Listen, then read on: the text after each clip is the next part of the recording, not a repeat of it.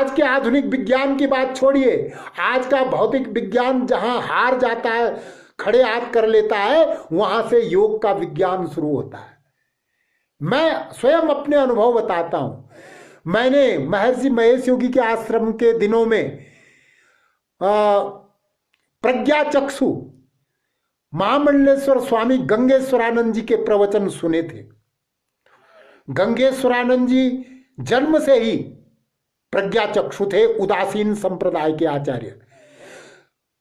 जन्म से ही नेत्रहीन होते हुए भी गंगेश्वरानंद जी महाराज ने देश विदेशों में, अनेक देशों में वेद मंदिरों की स्थापना की और सैकड़ों विद्वान उनके साथ रहते थे। और जो मंत्र वेदों में नहीं मिलते, उन मंत्रों को उन्होंने दोबारा लिखवाया, जिनकी भौतिक आंखें भी नहीं थी।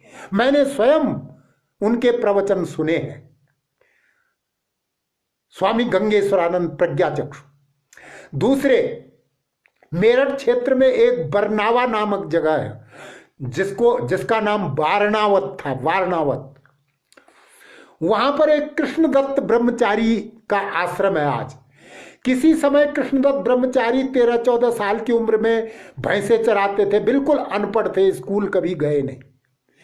लेकिन जब वो लेट जाते थे तो वेद और शास्त्रों के रहस्यों को खोलने लगते थे।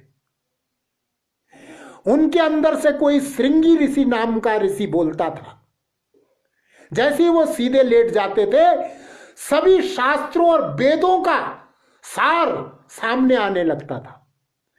ऐसा देख करके हड़कंप मच गया दुनिया में। फिर 70 के दशक में उनके प्रवचनों को फिर उन पर प्रयोग किया गया कि जब वो सीधे चलते हैं या बैठते हैं तब कुछ भी नहीं जानते, कुछ नहीं, नाम लिखना भी नहीं। लेकिन जब उनको सीधा लिटा दिया जाए तो फिर वो सारे रहस्यों को खोलने लगते हैं।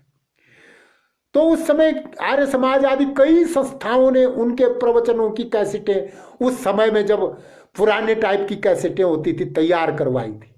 बाद में कृष्णदत्त ब्रह्मचारी प्रसिद्ध होते चले गए। एक बार वो ऋषिकेश में आए थे, परमार्थ निकेतन में उनका प्रवचन कराया गया था। स्टेज पर एक चारपाई बिछाई गई, उस चारपाई पर वो लेट गए और फौरन एक चादर ओढ़ ली। चादर ओढ़ते ही थोड़ी देर बाद उनका सिर हिलने लगा और फिर उन्होंने जो प्रवचन दिए विद्वतापूर्ण, उन प्रवचनों को सुनकर मैं हैरान रह गया था, दंग रह गया था।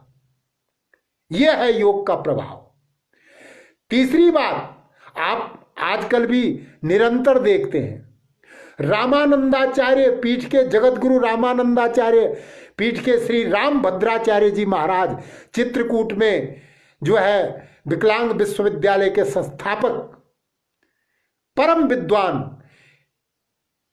केवल 13 दिन में जिन्होंने पीएचडी पूरी कर ली थी, 100 से अधिक ग्रंथ जिन्होंने लिखे हैं, लेकिन जन्म से नेत्रहीन, प्रज्ञा चक्षु, लेकिन उनकी विद्वता का कोई मुकाबला विश्व में नहीं है। आखिर ये ज्ञान कहां से आ रहा है? कहां से ये दिव्य ज्ञान आ रहा है? ये योग के बीज हैं, योग साधना के संस्कार हैं। उसका ये ज्वलंत उदाहरण है। क्या इन उदाहरणों को देखने के बाद भी योग साधना को हम नहीं समझ पाए?